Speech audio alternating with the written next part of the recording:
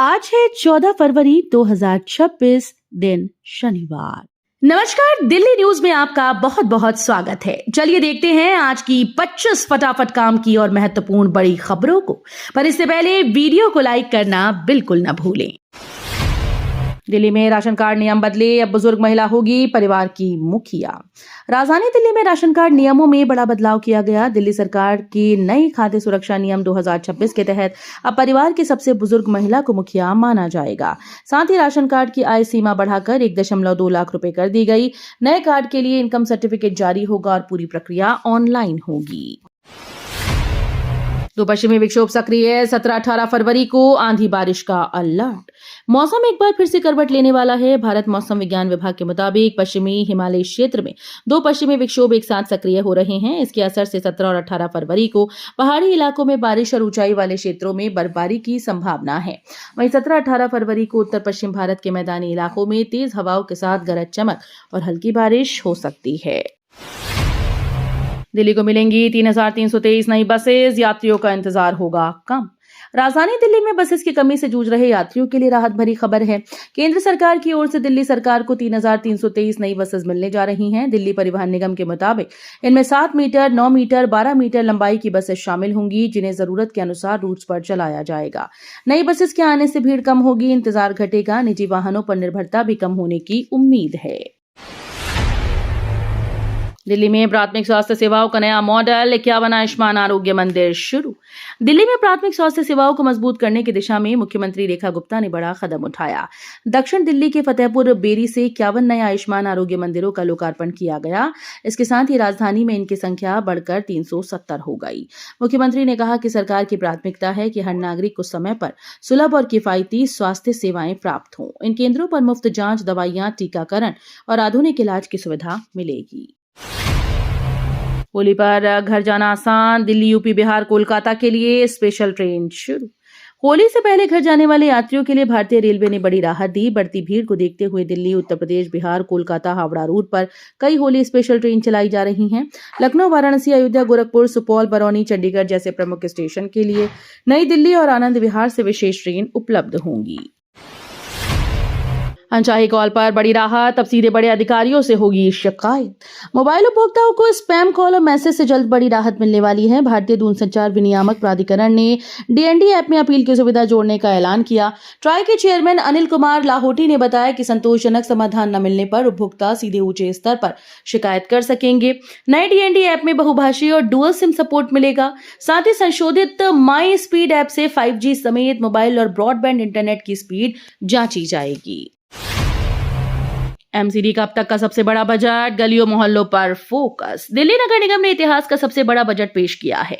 दिल्ली नगर निगम house में leader परवेश वाही ने 2026-27 के लिए 17,583 करोड़ का बजट रखा। इस बजट में गलियों मोहल्लों के विकास, सफाई, हाइजीन पर सबसे ज्यादा जोर है। हर पार्षद को 2 करोड़, RWA को सीधे फंड और हर वार्ड में सैनिटेशन सेंटर बनाने का प्रावधान किया गया। 5,000 सफाई कर्मचारी रेगुलर होंगे। वहीं प्रॉपर्टी टैक्स में भी बड़ी राहत दी गई। दिल्ली के स्कूल्स को फिर बम से उड़ाने की धमकी, मचा हड़कंप। दिल्ली में एक बार फिर से कई स्कूल्स को बम से उड़ाने की धमकी मिलने से हड़कंप मच गया। सूचना मिलते ही पुलिस, फायर ब्रिगेड और बम निरोधक दस्ता तुरंत मौके पर पहुंच गया। एहतियातन स्कूल्स को खाली कराया गया और बच्चों को सुरक्षित घर भेजा गया। स्कूल प्रशासन ने अभिभावकों को तुरंत जानकारी दी, जिससे उनमें चिंता जरूर दिखी। फिलहाल पुलिस आसपास के इलाकों की सघन जांच कर रही है और धमकी देने वाले के स्रोत का पता लगाने की कोशिश जारी है। एसबीआई ने बढ़ाई आवेदन की तारीख, 2,273 पदों पर भर्ती जारी। स्टेट बैंक ऑफ इंडिया ने सर्कल बेस्ड ऑफिसर के 2,273 पदों पर भर्ती के लिए आवेदन की अंतिम तारीख बढ़ा दी। पहले डेडलाइन 18 फरवरी थी, जिसे अब 25 फरवरी 2026 तक बढ़ा दिया गया। इच्छुक उम्मीदवार आधिकारिक वेबसाइट पर जाकर आवेदन कर सकते हैं। भर्ती में 2,050 नियमित और 223 बैकलॉग पद शामिल हैं। किसी भी विषय में ग्रेजुएट 21 से 30 वर्ष आयु के उम्मीदवार इसके लिए पात्र हैं। बांसेरा में डीडीए का पहला ग्रीन एक्सपो, पार्क की डेवलपमेंट से बदलेगी दिल्ली। दिल्ली को क्लाइमेट फर्स्ट सिटी बनाने की दिशा में डीडीए ने बड़ा कदम उठाया। बांसेरा में डीडीए का पहला ग्रीन एक्सपो आयोजित किया जा रहा है, जिसका उद्घाटन उपराज्यपाल विनय कुमार सक्सेना करेंगे। एक्सपो में अत्यधिक गर्मी, शहरी बाढ़ और नेचर बेस्ड इंफ्रास्ट्रक्चर जैसे मुद्दों पर मंथन होगा। इसी के साथ डीडीए ने दिल्ली के सभी पार्कों और ग्रीन स्पेस के मेगा रीडेवलपमेंट प्लान की तैयारी शुरू की।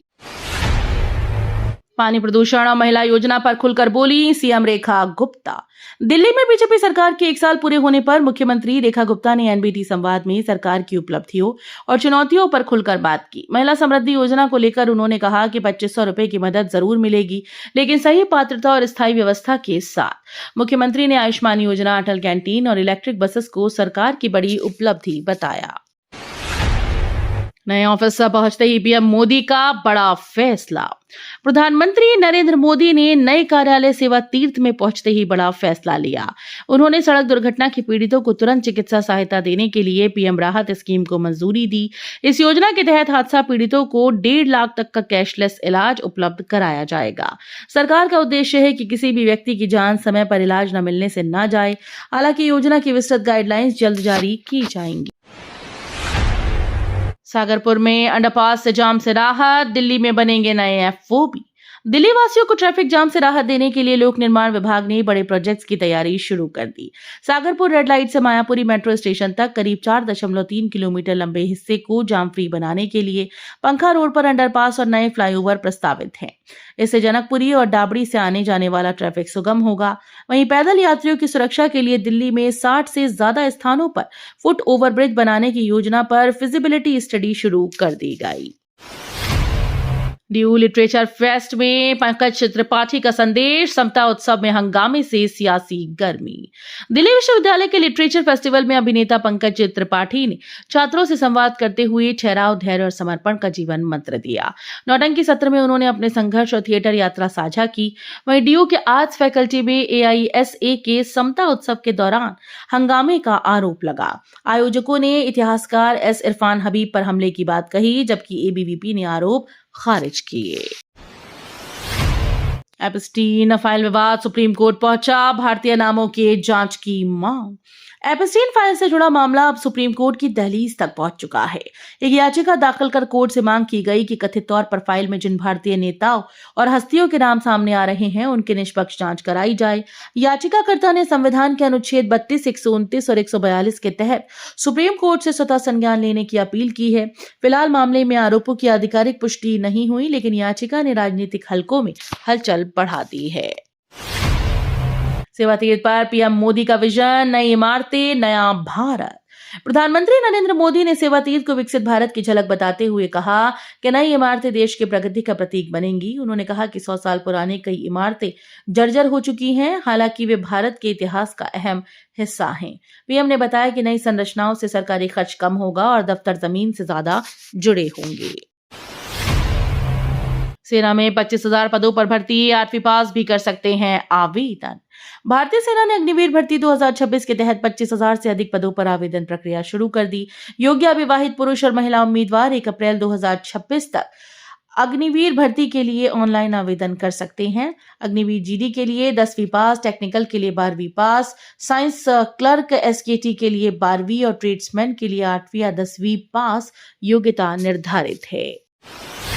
भारत के मैप में कश्मीर देख पाकिस्तान को लगी मिर्ची। अमेरिका के व्यापार प्रतिनिधि कार्यालय द्वारा साझे किए गए भारत के मानचित्र पर नया विवाद खड़ा हो गया है। मानचित्र में पूरे जम्मू कश्मीर और अक्साई चीन को भारत का हिस्सा दिखाया गया था, जिस पर पाकिस्तान ने कड़ी आपत्ति जताई। इस मुद्दे को लेकर पाक अधिकारियों ने अमेरिकी प्रशासन से संपर्क कर पोस्ट हटाने की मांग की। विवाद बढ़ने के बाद अमेरिका ने संबंधित पोस्ट हटा दी है। पाकिस्तान ने इसे लेकर नाराजगी जाहिर करते हुए अपनी असहमति दर्ज कराई। यमुना प्रदूषण पर लगेगी लगाम, नालों पर लगाए जा रहे ट्रैश बैरियर। दिल्ली में यमुना को साफ करने की दिशा में अहम कदम उठाया जा रहा है। दिल्ली पॉल्यूशन कंट्रोल कमेटी की रिपोर्ट के बाद राजधानी के बड़े नालों पर फ्लोटिंग ट्रैश बूम बैरियर लगाए जा रहे हैं। इनका मकसद प्लास्टिक बॉटल्स, थर्माकोल और ठोस कचरे को यमुना में गिरने से रोकना है। नजफगढ़, शाहदरा, बारापुला और तुगलकाबाद जैसे प्रमुख नालों पर बैरियर लगाए गए हैं ताकि नदी में प्रदूषण और जलभराव की समस्या कम हो। AI समिट के दौरान दिल्ली में रूट बंद नहीं, वीआईपी मूवमेंट से थोड़ी परेशानी। दिल्ली में 16 से 20 फरवरी तक होने वाले भारत AI इम्पैक्ट समिट के दौरान किसी भी सड़क को पूरी तरह से बंद नहीं किया जाएगा। दिल्ली ट्रैफिक पुलिस के मुताबिक वीआईपी मूवमेंट के लिए ट्रैफिक अधिकतम आधे घंटे के लिए प्रभावित हो सकता है। समिट के लिए 15 डीसीपी और 4200 ट्रैफिक जवान तैनात किए गए हैं। S-400 मिसाइल खरीद को हरी झंडी, पाक के लिए तबाही। भारत ने रूस से S-400 एयर डिफेंस सिस्टम की 288 मिसाइल की खरीद को हरी झंडी दे दी। करीब 10,000 करोड़ रुपए की इस डील के तहत 40 किलोमीटर से 400 किलोमीटर तक मार करने वाली मिसाइल्स भारतीय वायु सुरक्षा को और मजबूत करेंगी। रक्षा सूत्रों के मुताबिक ये सिस्टम दुश्मन के लड़ाकू विमान, ड्रोन और मिसाइल्स को हवा में ही नष्ट करने में सक्षम है। हाल के सैन्य अभियानों में इसकी प्रभावशीलता चर्चा में रही, जिससे पड़ोसी देशों की चिंता बढ़ गई है।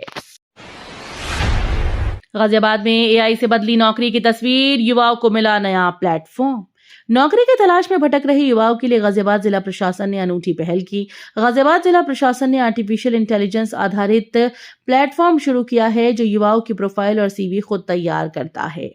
एआई बॉट युवाओं को कॉल कर जानकारी लेता है और नजदीकी 15 किलोमीटर के दायरे में उपलब्ध नौकरियों से जोड़ता है। महाराष्ट्र में 2029 तक बनेगी 2500 नई मिल्क कोऑपरेटिव सोसाइटी। केंद्र सरकार ने महाराष्ट्र में 2029 तक करीब 2500 नई मिल्क कोऑपरेटिव सोसाइटी बनाने का लक्ष्य तय किया। यह कदम श्वेत क्रांति 2.0 के तहत उठाया जा रहा है, जिससे देश के मिल्क सेक्टर में बड़ा बदलाव आएगा। सहकारिता राज्य मंत्री मुरलीधर मोहोल ने बताया कि इससे किसानों और महिलाओं को रोजगार और बेहतर आय के अवसर मिलेंगे। सरकार का लक्ष्य दूध उत्पादन को बढ़ाकर रोजाना 1000 लाख किलोग्राम तक पहुंचाना है। ट्रैफिक से राहत, दिल्ली को मिला आधुनिक travelator sky walk connection. Delhi के यात्रियों के लिए बड़ी राहत की खबर है। राजधानी का पहला ट्रैवलेटर स्काई वॉक तैयार हो गया, जो सराय काले खां आरआरटीएस स्टेशन को हजरत निजामुद्दीन रेलवे स्टेशन से जोड़ेगा। करीब 300 मीटर लंबे इस स्काई वॉक पर यात्री खड़े खड़े आसानी से आगे बढ़ पाएंगे। इससे व्यस्त सड़कें पार करने और ट्रैफिक में फंसने की जरूरत नहीं होगी। ये सुविधा बुजुर्गों, महिलाओं, बच्चों, दिव्यांग यात्रियों के लिए बेहद फायदेमंद साबित होगी। अभिषेक को लेकर आमिर का तंज, कोलंबो पहुंचते ही बढ़ा भारत पाक मुकाबले का रोमांच। टीम इंडिया के ओपनर अभिषेक शर्मा पाकिस्तान के खिलाफ T20 वर्ल्ड कप मुकाबले के लिए कोलंबो रवाना हो चुके हैं। 15 फरवरी को खेलने के लिए उपलब्ध रहेंगे। उनकी वापसी से भारत की बल्लेबाजी मजबूत मानी जा रही है। इस बीच पूर्व पाकिस्तानी तेज गेंदबाज मोहम्मद आमिर ने उन पर निशाना साधते हुए उन्हें हाई रिस्क स्लॉगर बताया और तकनीक पर सवाल खड़े किए। तो ये थी आज की बड़ी खबरें। रोजाना ऐसे ही सबसे पहले अपडेट पाने के लिए चैनल को सब्सक्राइब करना बिल्कुल न भूलें। धन्यवाद।